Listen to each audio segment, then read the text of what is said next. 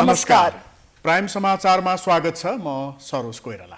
म संगीता कटुवाल। सुरु गरौं अहिलेसम्मका प्रमुख समाचारबाट। छठ पर्व सबै समुदायको साझा पर्वको रूपमा देशैभर मनाइयो। अस्ताउँदो सूर्यलाई पूजा गरी अर्घ दिइयो। राष्ट्रपति, प्रधानमन्त्री सहित शीर्ष नेताहरू पनि कार्यक्रममा सहभागी। अदालतमा विगत 2 सातादेखि न्यायाधीशहरूले इजलास बहिष्कार गर्दा 2200 भन्दा बढी मुद्दाको सुनवाई रोकियो। दुवै पक्षको अडानले तत्काल समाधान नहुने। सत्ता गठबन्धनले बनाएको समन्वय समिति विवादमा देउबा र पौडेल बीच साँठगाँठको आशंका। अवैधानिक भएको एमालेको निष्कर्ष, प्रचण्डको स्वार्थ सिद्ध भएको टिप्पणी। एमालेको महाधिवेशन नजिकिँदा ओलीलाई सर्वसम्मत अध्यक्ष बनाउने तयारी। माधवको साथ छोडेकाहरू पनि सहयोग नगरेपछि रावल एक्लिए। 5 लाख कार्यकर्ता उतार्ने। बैंकरहरूले नियम र अनुशासन पालना नगर्दा बजारमा तरलता अभाव बढेको राष्ट्र बैंकको आरोप। संयमित भएर ऋण विस्तार र ब्याज समायोजन गर्न आग्रह। भारतको राजधानी नयाँ दिल्लीमा क्षेत्रीय सुरक्षा बैठक सुरु। अफगानिस्तानमा विकसित पछिल्लो घटनाक्रम र सुरक्षा अवस्थाको समीक्षा हुने। र T20 विश्वकप क्रिकेटको सेमिफाइनल खेल आजबाट सुरु। पहिलो सेमिफाइनलमा न्युजिल्यान्ड र इङ्ल्यान्ड भिड्दै।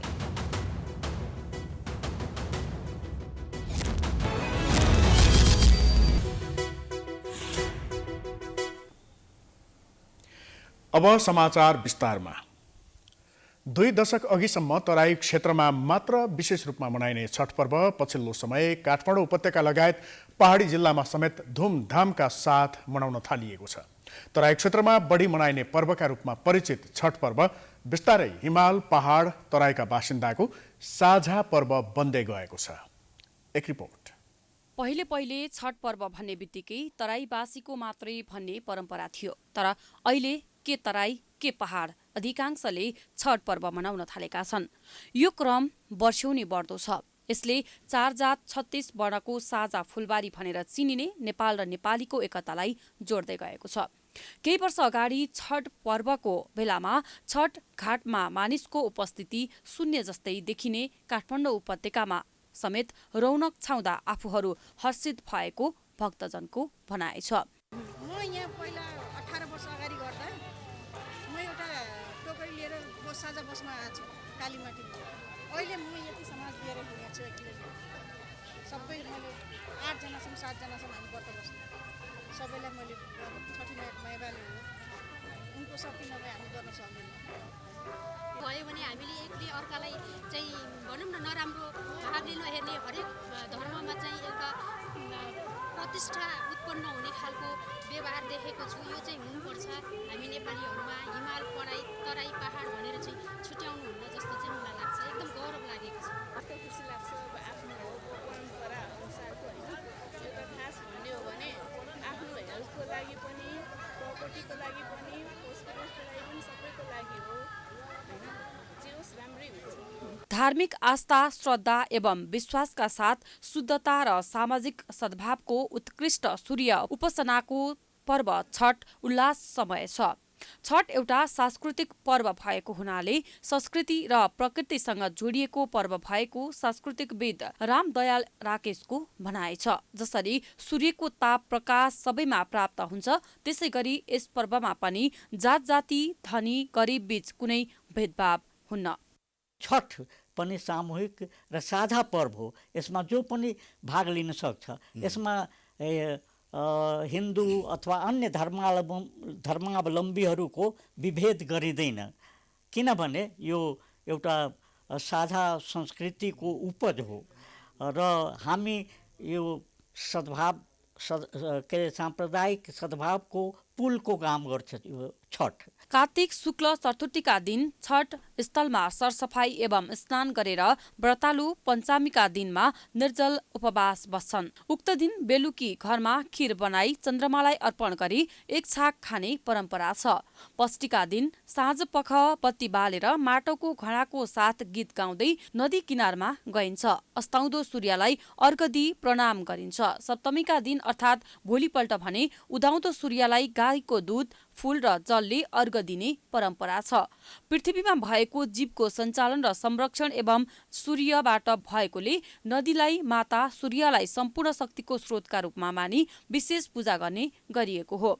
तराईमा उत्साहका साथ मनाइने मिथिला संस्कृतिमा आधारित छठ पर्व विषम 2046 पछि काठमाडौँ लगायत पहाडमा पनि मनाउन थालिएको हो। काठमाडौँको थापाथली, गुहेश्वरी, गौरीघाट र रानीपोखरीमा विशेष महत्व एवं सज्जाका साथ यो पर्व मनाइँदैछ।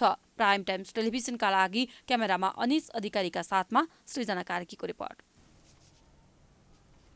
तराई क्षेत्रमा मात्र विशेष रूपमा मनाइने छठ पर्व पछिल्लो समय काठमाडौँ उपत्यका लगायत पहाडी जिल्लामा समेत धुमधामका साथ मनाउन थालिएको छ।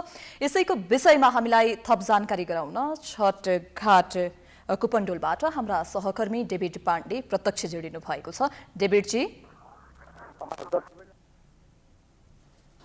दर्शक हामी यति बेला बागमती किनारमा रहेका छौँ। काठमाडौँ स्थित कुपन्डोलमा रहेको बागमती किनारमा रहेका छौँ र आज छठ पर्व हो। छठ पर्वको दिन खास गरी यो कार्तिक शुक्ल षष्ठीको दिन पर्ने छठ पर्व आज यहाँ पनि धुमधामका साथ मनाइँदैछ। खास गरी 4 दिनको यो पर्व षष्ठीको दिन सूर्य अस्ताउँदो सूर्यलाई अर्घ दिएर र सप्तमीको दिन उदाउँदो सूर्यलाई अर्घ दिएर मनाइने गरिन्छ र अहिले यहाँ पनि त्यही अनुसार नै चहल पहल भइरहेको छ। आज षष्ठीको दिन अथवा सजिया घाट पनि भन्ने गरिन्छ। यस दिनमा अस्ताउँदो सूर्यलाई अर्घ दिएर यो पर्व मनाइएको छ। खास गरी तराईका जिल्लाहरूमा अलि बढी प्रचलित यो पर्व पछिल्लो समय भने पहाडका जिल्ला लगायत अन्य विभिन्न स्थानहरूमा पनि मनाइने गरिन्छ र यसको लागि भनेर नै विभिन्न नदी किनारहरू त्यस्तै पोखरी तलैयाहरू पनि सफा गरेर राख्ने गरिन्छ। यो पर्वले खास गरी मानव र प्रकृति बीचको सम्बन्धलाई अझै प्रगाढ बनाउने कोसिस गर्छ। यसमा यो नै सम्भवतः एउटा मात्र पर्व होला जहाँ पुजारी चाहिँदैन र सूर्यलाई नै पुजारी मान्ने गरिन्छ। त्यस्तै गरेर यसले नारीको महत्त्व पनि यो पर्वले जुराउने गर्छ। खास गरी यो छठ पर्वमा नारी अथवा पुत्रीको माग राखेर उपासना अथवा व्रत बस्ने गरिन्छ र यो पर्वले सामाजिक एकता सद्भाव पनि कायम गर्ने विश्वास गरिन्छ। त्यसबाहेक छठ पर्वले मानिसको जीवनमा सुख त्यस्तै गरेर सौभाग्य प्राप्ति हुन्छ भन्ने पनि जनविश्वास रहँदै आएको छ। जसको कारणले गर्दाखेरि पहिले तराईका जिल्लाहरूमा अलि बढी मनाइने यो पर्व अहिले पछिल्लो समय भने पहाडी जिल्लाहरू सहित विश्वका विभिन्न देशहरूमा पनि यो पर्व मनाइने गरिन्छ र अहिले यो पर्व धुमधामसँग मनाइएको छ। आज तेस्रो दिन सजिया घाटको दिन हो र भोलि बिहान उदाउँदो सूर्यलाई अर्घ दिएसँगै यो पर्व यो वर्षको लागि समाप्ति गरिन्छ अथवा अन्त्य गरिन्छ। प्राइम टाइम्स टेलिभिजनको लागि क्यामेरामा अर्जुन भण्डारीका साथमा डेभिड पाण्डे, काठमाडौँ। धन्यवाद डेभिडजी। पछिल्लो समयमा छठ पर्व सबैको साझा पर्वको रूपमा मनाउन थालिएको छ। त्यसैभरि र अस्ताउँदो सूर्यलाई पूजा गरी अर्घ दिएको छ भने राष्ट्रपति प्रधानमन्त्री सहित शीर्ष नेताहरू पनि विभिन्न छठ घाटमा सहभागी भएका छन्। यसै विषयमा हामीलाई छठ घाटमा भएको अहिले साँझको माहौल के कस्तो रहेको छ भन्ने विषयमा हामीलाई हाम्रा सहकर्मीले जानकारी गराउँदै हुनुहुन्थ्यो। अब पनि फेरि प्रसङ्ग छठ पर्वकै। राष्ट्रपति विद्यादेवी भण्डारीले छठ पर्वको अवसरमा काठमाडौँको गुहेश्वरी र कमल पोखरी पुगेर सूर्यलाई अर्घ दिई पूजा अर्चना गरेकी छन्। छठ पूजा समारोहमा सरेक भएकी राष्ट्रपति भण्डारीले छठी माईको समेत दर्शन गरेकी छन्। छठ पर्वका अवसरमा राष्ट्र प्रमुखबाट गुहेश्वरी र कमल पोखरी पुगेर पूजा अर्चना हुने गरेको छ। छठ पर्वका लागि गुहेश्वरी, कमल पोखरी लगायतका स्थान झकिझकाउ पारिएको छ।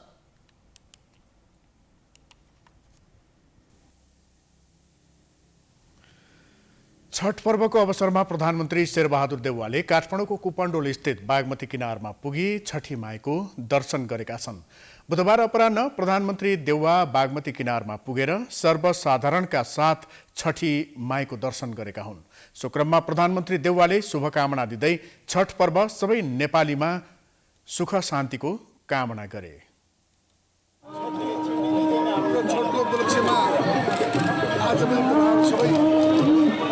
श्रद्धालुहरू बागमतीमा आएर छठको पूजा गर्नुभएको चाहिँ हार्दिक बधाई दिन चाहन्छु। छठ सम्पूर्ण नेपालीहरूमा सुख शान्ति स्थायी शान्ति कसैले देशमा अनिश्चय होस् भन्ने हार्दिक कामना गर्दै त्यस्तै कङ्ग्रेसका वरिष्ठ नेता रामचन्द्र पौडेल, ऊर्जा मन्त्री पम्फा भूषाल लगायत पनि कुपन्डोल स्थित बागमती किनारमा पुगेर छठी माईको दर्शन गरेका थिए। विगत 2 सातादेखि देखिएको अदालतको विवादका कारण हजारौं नागरिक न्याय पाउनबाट वञ्चित भएका छन्। प्रधान न्यायाधीश चोलेन्द्र शमशेर जबराको राजीनामा माग गर्दै न्यायाधीशहरू नै आन्दोलनमा उत्रिँदा न्याय क्षेत्र प्रभावित भएको छ। न्यायाधीशहरूलाई काममा फर्किन दबाव परे पनि प्रधान न्यायाधीशको राजीनामा माग्दै इजलास बहिष्कार गरिरहेका छन्। एक रिपोर्ट।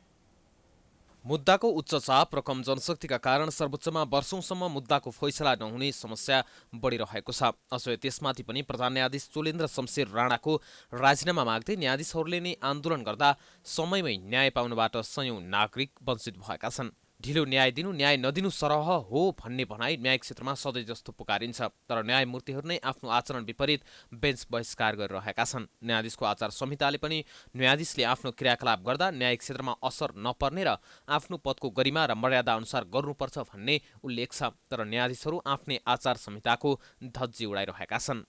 यतापट्टि केस पनि 19 जना अरू न्यायाधीशहरू र 12 एसोसिएसनका प्रबुद्ध व्यक्तित्वहरू। अब अहिले हामी यसो हेर्नु पनि 27,000 मुद्दामध्येका धेरै मान्छेहरू मुद्दा चाँडो रिजल्टसँग उनीहरूलाई मतलब छ। त्यो यो हाम्रो कन्स्टिट्युसन इस्यु र प्रब्लम पत्ता लगाउनु उनीहरू मतलब छैन। उनीहरू त के आउँछ, कस्तो अदालतहरू, कस्तो न्यायाधीश, कस्तो अदालत, त्यत्रो सामान खान्छन्, त्यत्रो पैसा खान्छन्, यिनीहरू पनि हडताल गर्ने भन्छन्। कमसेकम पनि त्यो मेजोरिटीबाट डिसिसन गर्ने कुरो हो। त्यहाँ भन्ने बित्तिकै प्रधान न्यायालयले भन्ने बित्तिकै हुने कुरो पनि त्यहाँ सबैको आफ्नो आफ्नो राय हुन्छ। उहाँले 14 जनाले बरु त्यस्तो किसिमको छ भने उहाँले आफ्नो एउटा निर्णय गरे पनि हुन्छ। तर बैठकै निर्णय गरेर यो गर्ने भनेर निर्णयबाट बैठकबाट निर्णय गराइदिया भइगयो नि। प्रधान न्यायाधीश चोलेन्द्र शमशेर राणाको राजीनामा माग्दै न्यायाधीश र नेपाल बारले गरेको आन्दोलनका कारण 15 दिनमा 2250 भन्दा बढी मुद्दाको सुनवाई भएको छैन। त्यसको चेपुवामा न्यायका निम्ति सर्वोच्च अदालत पुगेका नागरिक परेका छन्। 59 सालदेखिको मेरो केस आजसम्म पनि न्याय पाएको छैन। उहाँहरू भन्नुहुन्छ तपाईँ मात्रै हो र यहाँ कति छ काम नगर्ने, निकास दिनु पर्यो नि, हामीलाई न्याय चाहिएन, अदालत बन्द गराएर राख्ने हो। यता नेपाल बारको आन्दोलन र न्यायाधीशहरूको बेन्च बहिष्कार विरुद्ध दिनहुँ माइतीघर मण्डलामा प्रदर्शन भइरहेको छ। त्यस्तै नेपाली कांग्रेस निकट कानून व्यवसायको संगठन DLA र एमाले निकट कानून व्यवसायको संगठन PPLA पनि न्यायाधीशको बेन्च बहिष्कारको विरुद्ध विज्ञप्ति नै निकालेका थिए। त्यसबाहेक विभिन्न कानून व्यवसायीले पनि बेन्च बहिष्कार स्वीकार्य नहुने बताउँदै आएका छन्।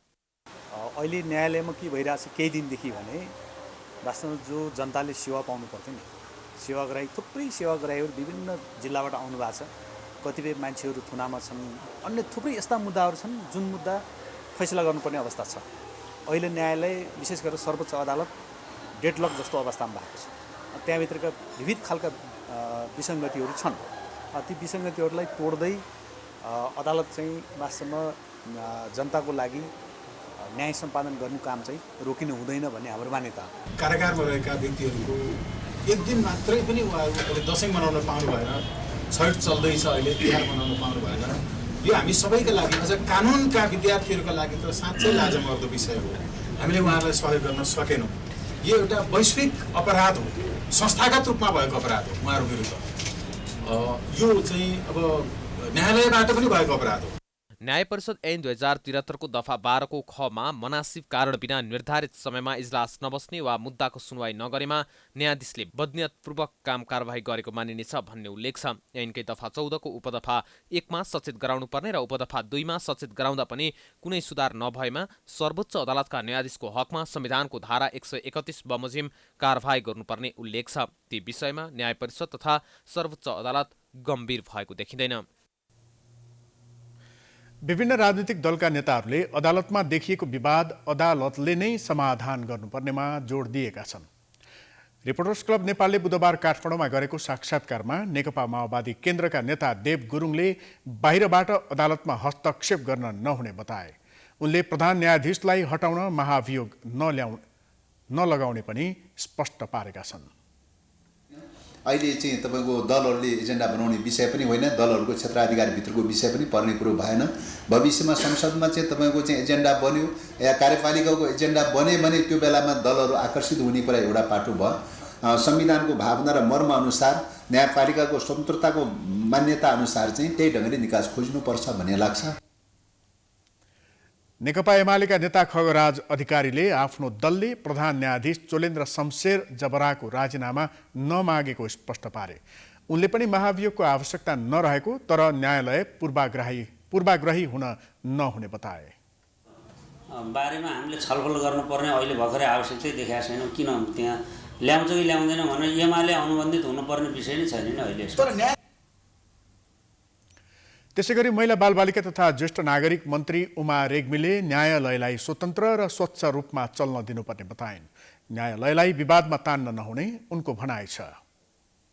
एकदम स्वतन्त्र स्वच्छ न्यायालयको रूपमा लान पर्छ र विवादमा तान्न हुँदैन न्यायालयलाई। म यति कुरा चाहिँ नै भन्न चाहन्छु। मन्त्री रेग्मीले आवश्यकता महसुस गरेर नै उच्च स्तरीय समन्वय समिति गठन गरिएको स्पष्ट पारेकी छन्।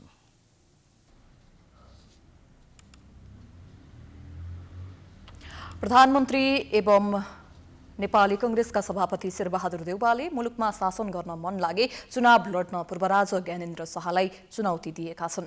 कांग्रेसका संस्थापक नेता गणेशमान सिंहको 107औं जन्म जयन्तीको अवसरमा गणेशमान स्मृति शान्ति प्रतिष्ठानले बुधबार काठमाडौँमा आयोजना गरेको कार्यक्रममा प्रधानमन्त्री देउवाले पूर्व राजा वर्तमान व्यवस्थाको विरुद्धमा लागेको भन्दै मुलुकमा शासन गर्न मन लागे चुनाव लड्न चुनौती दिएका हुन्। उनले देश प्रजातन्त्रको पक्षमा गइसकेको र प्रजातन्त्रको विकल्प प्रजातन्त्र नै भएको बताए।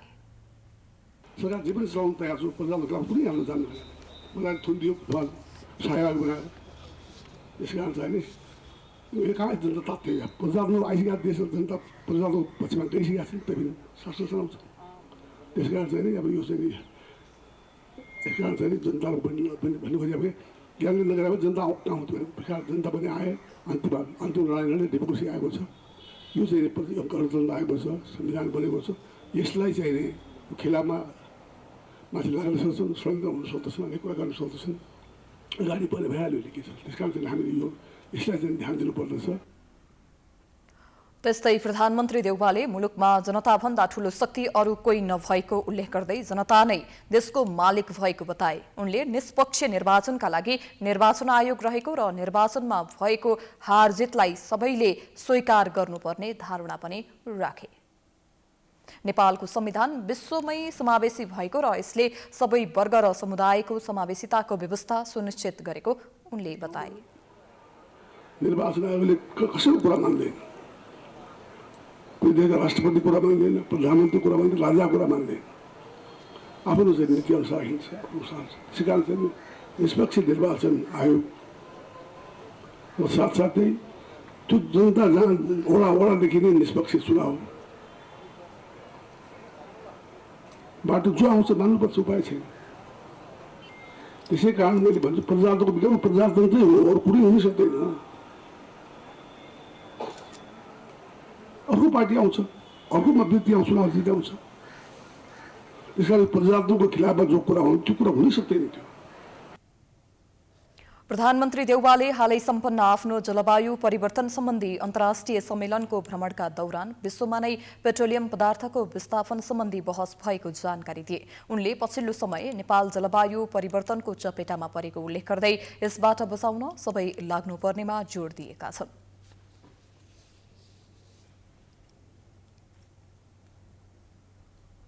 समाचारको सिलसिला जारी छ, हामी विश्रामपछि आउँछौं।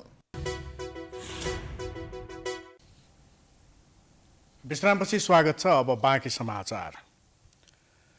सत्ता गठबन्धनले राजनीतिक समन्वय समिति गठन गरेकोमा गैर शक्ति केन्द्रको अभ्यास हुने अवस्था बनेको भन्दै सत्तारूढ दल भित्रैबाट समन्वय समितिको विरोध सुरु भएको छ।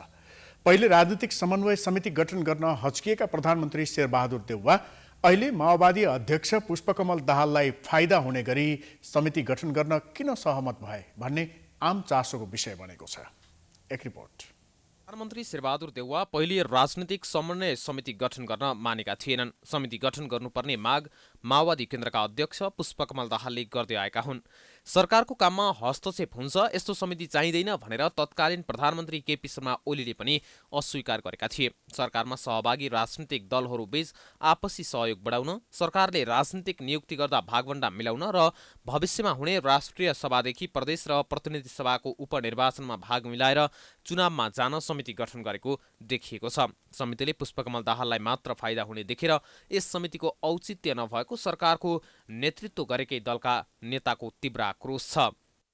यो त कम्युनिस्टहरूको चाहिँ कस्तो भन्दाखेरि यो चाहिँ सरकारलाई पनि कन्ट्रोल गर्नलाई त्यस्तो मेकानिजमको चाहिँ कन्सेप्टबाट चाहिँ अगाडि बढेको चाहिँ हामी चाहिँ देख्छौँ र डेमोक्रेटिक स्पिरिटबाट हेर्ने हो भने यो चाहिँ के हो भन्दाखेरि खास गरेर यस्तो चाहिँ समन्वय समिति यो चाहिँ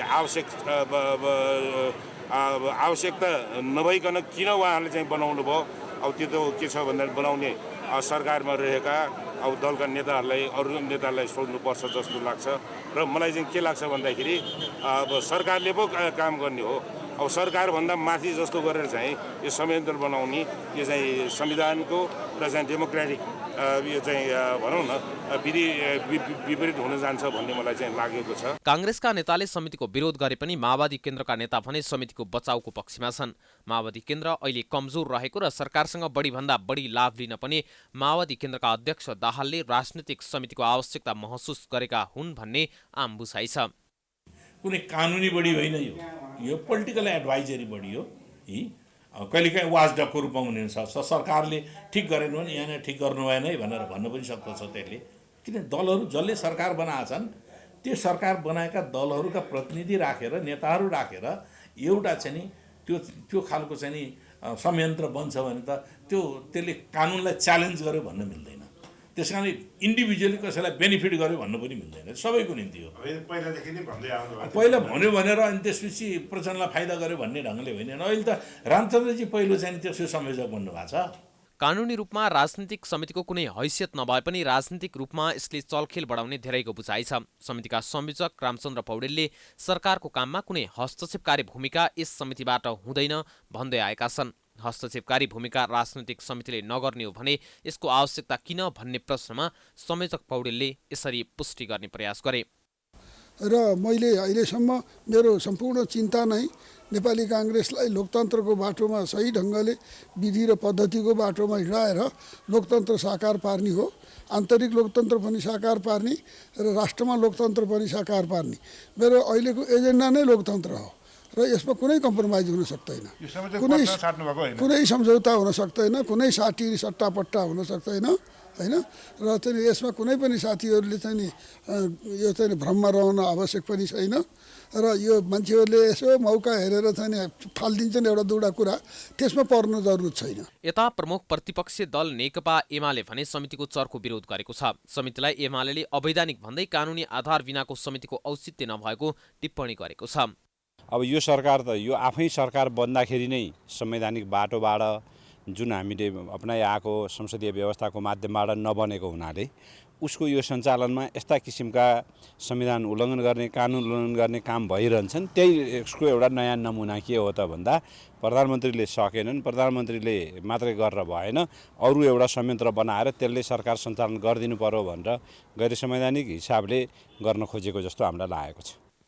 समितिले राजनीतिक दलहरूबीच आपसी तालमेल गर्ने भनिए पनि सत्ता गठबन्धनले राजनीतिक समिति गठन गरेकै भोलिपल्ट माओवादी केन्द्रको स्थायी समिति बैठकले एमसीसी सम्झौता संशोधन नगरी संसदबाट पारित नगर्ने निर्णय नै गरेको छ। एमसीसी पारित नगर्ने भन्ने माओवादी केन्द्रकै निर्णयले समितिको औचित्य नरहेको प्रश्न पारिसकेको छ। आलो पालो अनुसार 2 महिनापछि राजनीतिक समन्वय समितिमा बसेर माओवादी केन्द्रका अध्यक्ष दाहालले लाभ उठाउने मनसाय राखेको देखिन्छ। त्यसैले अहिले गठन भएको राजनीतिक समितिले केवल माओवादी केन्द्रलाई मात्र फाइदा पुग्ने राजनीतिक विश्लेषण गरिएको छ। प्राइम टाइम्स टेलिभिजनका लागि क्यामेरामा राधिका श्रेष्ठका साथ हरिशरण तिमलिसनाको रिपोर्ट। नेपाली कांग्रेसका वरिष्ठ नेता रामचन्द्र पौडेल आवश्यक नै नभएको राजनीतिक समन्वय समितिमा बसेको भन्दै कांग्रेसभित्र पराकम्प सुरु भएको छ। समिति प्रतिको पौडेलको मोहलाई देउबाको जालमा पौडेल परेको कांग्रेस वृत्तमा आवाज उठेको छ। एक रिपोर्ट।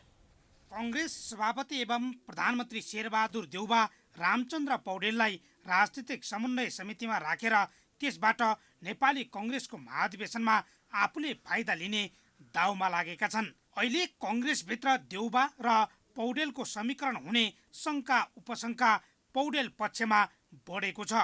तर पौडेलले यस्तो आशंकाको खण्डन गर्दै त्यस्तो भ्रममा नपर्न आग्रह गरेका छन्।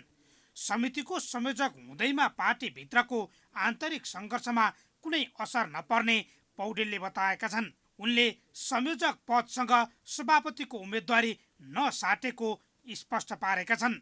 महाधिवेशनमा आफ्नो समूहबाट आफै सभापतिको उम्मेदवारी बन्ने पौडेलको जिकिर छ।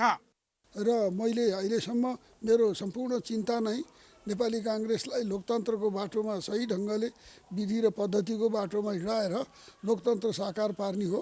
आन्तरिक लोकतन्त्र पनि साकार पार्ने र राष्ट्रमा लोकतन्त्र पनि साकार पार्ने मेरो अहिलेको एजेन्डा नै लोकतन्त्र हो र यसमा कुनै कम्प्रोमाइज हुन सक्दैन, कुनै सम्झौता हुन सक्दैन, कुनै साटी सट्टापट्टा हुन सक्दैन हैन। र चाहिँ यसमा कुनै पनि साथीहरूले चाहिँ नि यो चाहिँ भ्रममा रहन आवश्यक पनि छैन र यो मान्छेहरूले यसो मौका हेरेर चाहिँ फालिदिन्छन् एउटा दुईवटा कुरा, त्यसमा पर्न जरुरत छैन। अहिलेसम्म नेपाली कांग्रेसभित्र देउबा र पौडेलको दुई भिन्दा भिन्दै समूह छन्। देउबा समूहबाट टाढिएर कांग्रेस नेता विमलेन्द्र निधिले पनि 14औं महाधिवेशनमा सभापतिमा उठ्ने घोषणा गरिसकेका छन्। निधि उम्मेदवारी घोषणासँगै सम्पर्क कार्यालय नै खोलेर सभापति देउबालाई टक्कर दिन प्रचार प्रसारमा जुटेका छन्। कोइराला परिवारबाट पनि डाक्टर शेखर कोइराला, शशाङ्क कोइरालाले सभापतिमा प्रतिस्पर्धा गर्ने घोषणा गरिसकेका छन्। यसअघि पौडेल समूह भनिँदै आएको समूहबाट सभापतिमा एकजना मात्र उम्मेद्वार नबन्ने हो भने आफू पनि सभापतिमा प्रतिस्पर्धा गर्ने घोषणा नेता अर्जुन नरसिंह केसीले पनि गरेका छन्। यसैगरी नेता प्रकाशमान सिंहले पनि सभापतिमा उम्मेदवारी दिने दाबी गरेका छन्। सिंह र शशाङ्क बीच छुट्टै समूह बन्न लागेको पनि अड्कल काटिएको छ। 3-4 दिन यता नेपाली कांग्रेसभित्र पौडेल समूह नभएर देउबा समूह, कोइराला र सिंह समूह, निधि समूह, सिटौला समूह देखा परेको कांग्रेसभित्र चर्चाको विषय बनेको छ। यसअघि पौडेल समूहबाट अलग्गिएर कांग्रेस सभापतिमा प्रतिस्पर्धा गरेका कृष्ण प्रसाद सिटौला पनि 14औं महाधिवेशनमा सभापतिमा उम्मेदवारी दिने घोषणा गरेका छन्। पछाडि प्रधान देउबाको कुरा उहाँको कुरा म आफू प्रतिस्पर्धा जान्छु। प्रधान देउबाको कुरा उहाँलाई सुन्ने, म चाहिँ के छ भने आफ्नो टिम लिएर सभापतिको तयारीमा लागिरहेको छु देशभर। कांग्रेसको 14औं महाधिवेशन नजिकै जाँदा समन्वय समितिको नाममा पौडेल देउबासँग नजिएको आशंकापछि अर्को कुन कुन समूह बन्छ र महाधिवेशनमा प्रतिस्पर्धा गर्छन् भन्ने कांग्रेसभित्र कौतूहलता पैदा भएको छ। पौडेलले खण्डन गरे पनि देउबासँग समीकरण गरेका हुन् त भन्ने प्रश्न कायमै छ। कांग्रेसका कतिपय नेताहरूले पनि सभापति देउबा र वरिष्ठ नेता पौडेल बीच महाधिवेशनका लागि सहमति जुट्ने दाबी गरेका छन्। महिला बालबालिका तथा ज्येष्ठ नागरिक मन्त्री समेत रहेकी उमा रेग्मीले दुई नेताबीच अहिले पनि छलफल भइरहेको बताइन्। न्यायालयलाई एकदम स्वतन्त्र स्वच्छ न्यायालयको रूपमा लान पर्छ र विवादमा तान्न हुँदैन न्यायालयलाई। म यति कुरा चाहिँ नै भन्न चाहन्छु। नेपाली कांग्रेसको 14औं महाधिवेशन काठमाडौँमा आगामी मङ्सिर 24बाट 26सम्म तोकिएको छ। महाधिवेशनमा उम्मेदवारी दिने भनेर विभिन्न समूहबाट सभापतिका लागि उम्मेदवारी घोषणा गरेका नेताहरू बीचमा अहिलेसम्म आफ्ना समूहबाट एकजना मात्र उम्मेदवार बनाउने विषयमा सहमति हुन सक्ने अवस्था देखिँदैन। प्राइम टाइम्स टेलिभिजनका लागि क्यामेरामा राधिका श्रेष्ठका साथ हरिशरण तिमिल सिन्हाको रिपोर्ट। गणेशमान सिंह श्रेष्ठ नेपालका वरिष्ठ राजनीतिज्ञ, प्रजातन्त्रका योद्धा तथा 2046 सालको जनआन्दोलनका सर्वोच्च कमान्डर थिए। प्रधानमन्त्री जस्तो पद पाउँदा पनि त्याग गर्ने नेता सिंहको पार्टी कांग्रेस पनि अहिले भताभुङ्गा जस्तै छ। पदका लागि नेताहरू बीच झगडा भइरहन्छ, जसले गर्दा गणेशमानको त्यागको अपमान भइरहेको छ। एक रिपोर्ट। गणेशमान सिंह विक्रम सम्वत 1972 कार्तिक 24 गते जन्मिएका थिए। युवा अवस्थामा नपुग्दै उनी राजनीतिमा लागे। त्यसबेलाको राणा शासनको विरुद्धमा सिंह सक्रिय भएर सङ्घर्षमा होमिएका थिए।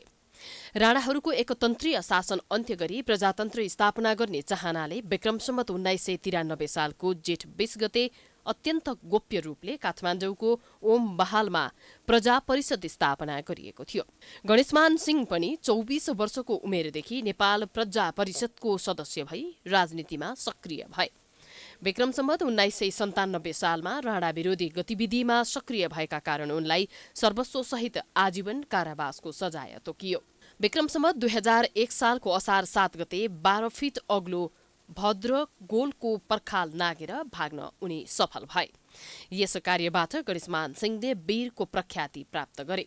क्रान्ति गर्ने सिलसिलामा तराईका विभिन्न भागमा मोर्चाबन्दीमा लागेका गणेशमानलाई 2006-2007 सालतिर तराईकै ठोरीको जंगलबाट पक्रेर ल्याएर राणा सरकारले केरकार गर्दै 1000 पटक बेतको लट्ठीले हिर्काउने सजाय दिएका थिए।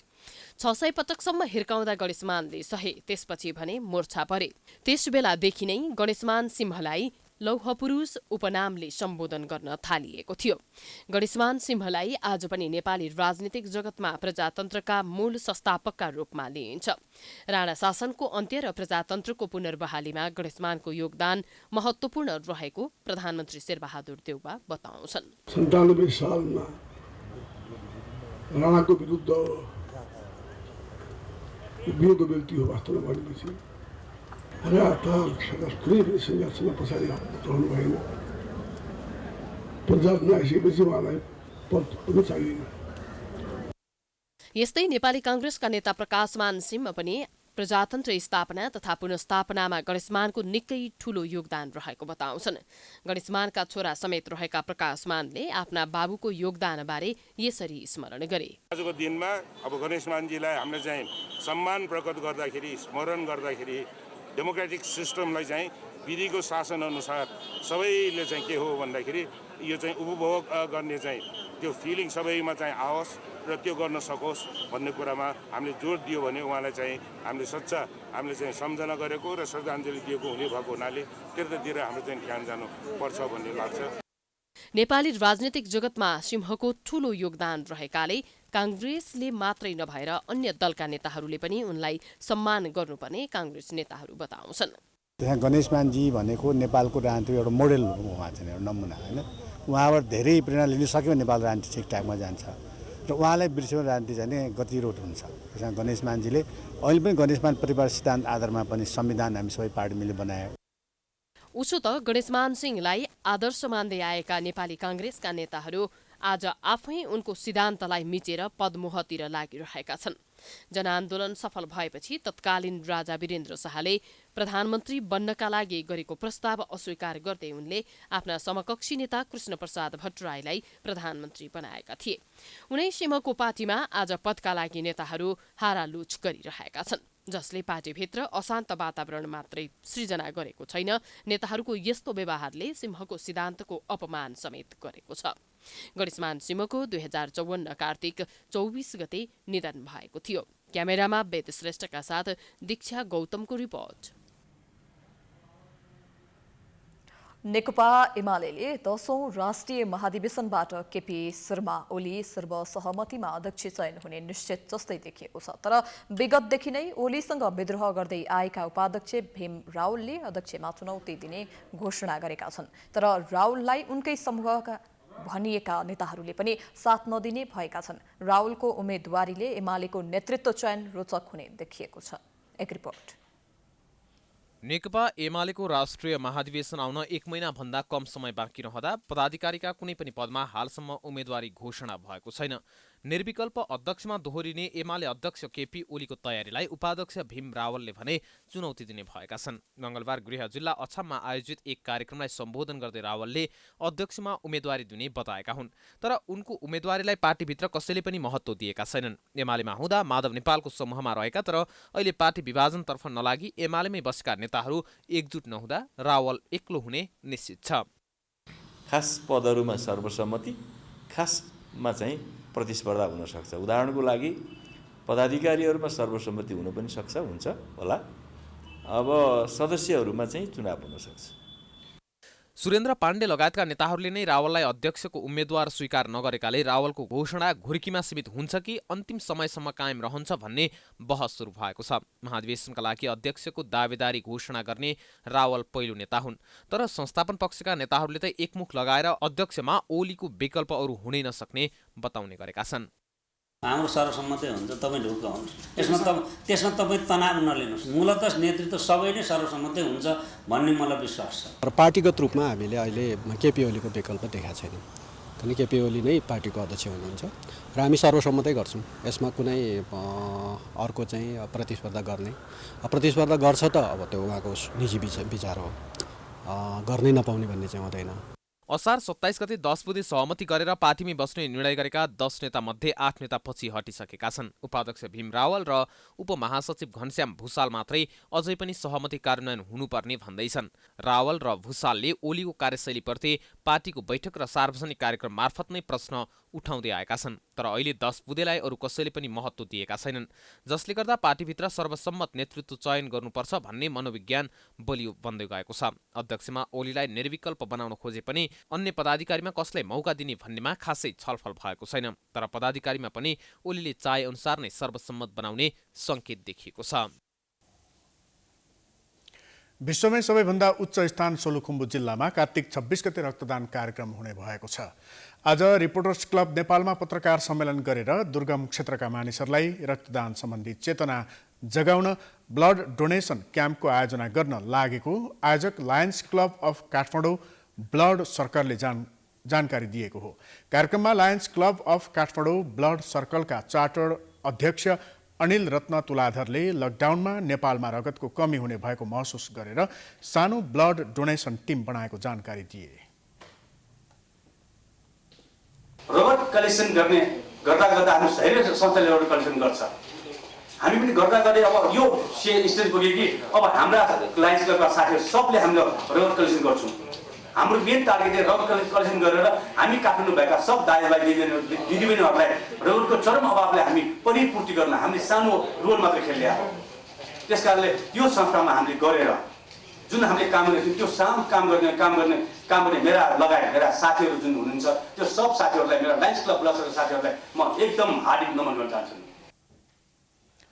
पत्रकार सम्मेलनमा रिपोर्टर्स क्लब नेपालका सभापति एवं प्राइम टाइम्स टेलिभिजनका अध्यक्ष ऋषि धमलाले अरूलाई बचाउन रगत दान गर्ने पर्ने बताए। उनले आफूले पनि 6 महिना वा 1 वर्षमा भए पनि रक्तदान गर्ने योजना बनाएको बताउँदै प्रत्येक वर्ष लायन्समा गएर रक्तदान गर्ने घोषणा गरे।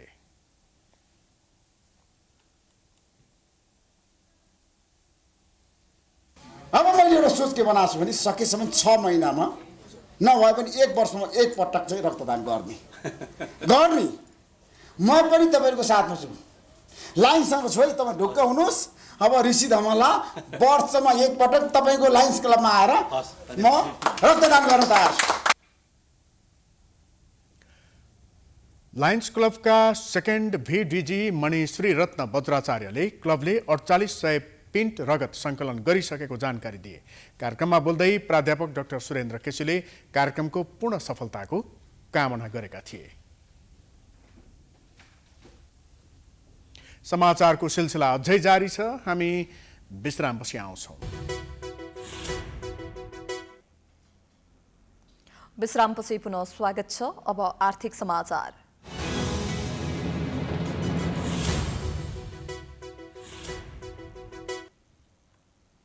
बैंकहरूमा अनुशासन नहुँदा बजारमा तरलता अभाव बढेको नियामक नेपाल राष्ट्र बैंकको आरोप छ। निजी क्षेत्रमा कर्जाको वृद्धि दर बढ्दा तरलतामा चाप परेको भन्दै समयमित भएर ऋण विस्तार र ब्याज समायोजन गर्न केन्द्रीय बैंकले बैंकरहरूलाई आग्रह गरेको छ। एक रिपोर्ट। नेपाल राष्ट्र बैंकले रेमिटेन्स रकम सोचे अनुसार नआएको, आयात बढेर बाह्य क्षेत्रमा दबाव परेको र सरकारले खर्च नगर्दा बजारमा तरलतामा चाप परेको जनाएको छ। आयात बढ्दा मुद्रा सञ्चितमा चाप परेको राष्ट्र बैंकले उल्लेख गरेको छ। तथ्याङ्कले समग्र अर्थतन्त्रमा चुनौती रहेको जनाइरहेका बेला केन्द्रीय बैंकले बैंकरहरूमा अनुशासन नभएको र संयमता अपनाउन नसक्दा बजारमा तरलता अभाव बढेको जनाएको छ। राष्ट्र ब्याङ्कका गभर्नर महाप्रसाद अधिकारीले संयमित भएर ऋण विस्तार र ब्याज समायोजन गर्न समेत ब्याङ्करहरूलाई आग्रह गरेका छन्। आर्थिक वर्षको सुरुका महिनामा नै निजी क्षेत्रतर्फको कर्जाको वृद्धि दर केही बढी रहँदा तरलतामा चाप पर्न गएको अधिकारीको भनाइ छ। ब्याङ्कहरूले बदमासी गरे त्यसलाई कडा नियमन गर्नै पर्ने बाध्यता आउने र त्यस्तो अवस्था आउन नदिन राष्ट्र ब्याङ्कले सचेत गराएको छ। नियामकको भूमिका सहजकर्ताको भूमिकामा नै सीमित होस् भन्ने हाम्रो चाहना हो। एकातर्फ खुल्ला बजार तन्त्रको लाभ प्राप्त गर्नुपर्ने अपेक्षा छ भने अर्कोतर्फ सो लाभ प्राप्त गर्नुको सट्टा अस्वस्थ प्रतिस्पर्धाको लडाइँका बीच बाध्यात्मक कदमहरूको अपरिहार्यता हाम्रा विशेषताहरू नै बन्दै आएका छन्।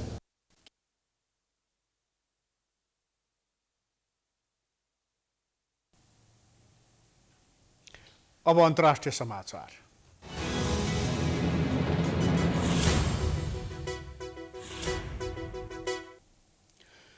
भारतको राजधानी नयाँ दिल्लीमा अफगानिस्तानबारे क्षेत्रीय सुरक्षा बैठक सुरु भएको छ। 2 दिने बैठकमा रसिया र इरान सहित मध्य एसियाली देशका प्रतिनिधिहरू सहभागी छन्।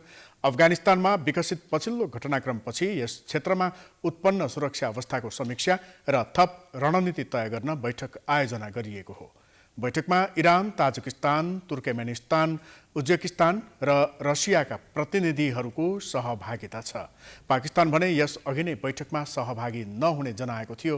यस्तै चीनले पनि बैठकमा सहभागिता नजनाउने भएको छ। अफगानिस्तानले सामना गरेको मानवीय चुनौती र क्षेत्रीय सुरक्षा सम्बोधन गर्न यस क्षेत्रका देशहरूले साझा क्षेत्रीय प्रयास गर्नुपर्ने भारतले बताउँदै आएको छ। भारतको राष्ट्रिय सुरक्षा सल्लाहकार अजित डोवलले बैठकको अध्यक्षता गरिरहेका छन्।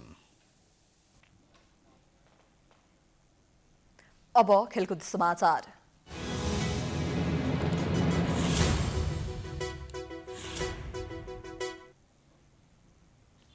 टी20 विश्वकप क्रिकेटका सेमिफाइनलका खेल आजबाट सुरु भएको छ।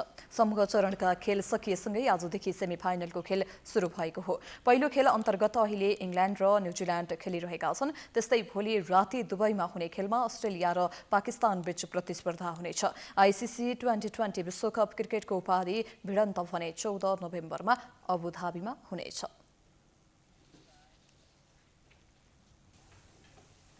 यो सँगै हामी समाचारको अन्त्यमा आइपुगेका छौँ। जाँदा जाँदै प्रमुख समाचार पुनः एकपटक।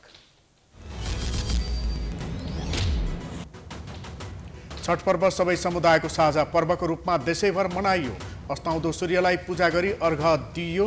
राष्ट्रपति, प्रधानमन्त्री सहित शीर्ष नेताहरू पनि कार्यक्रममा सहभागी। अदालतमा विगत 2 सातादेखि न्यायाधीशहरूले इजलास बहिष्कार गर्दा 2200 भन्दा बढी मुद्दाको सुनवाई रोकियो।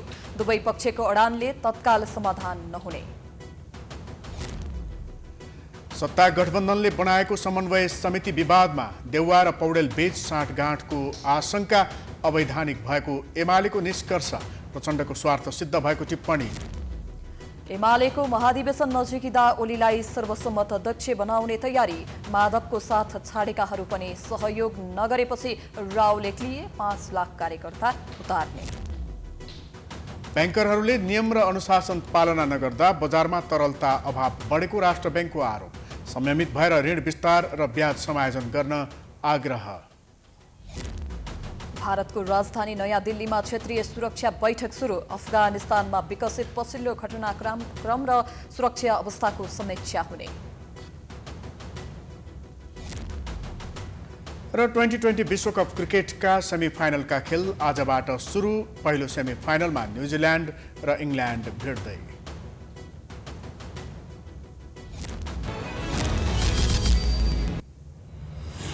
समाचार अहिलेलाई सकियो। यसपछिको प्रस्तुति जनता जान्न चाहन्छन् ऋषि धमलाको साथमा। हेर्दै गर्नुहोला प्राइम टाइम्स टेलिभिजन। नमस्कार।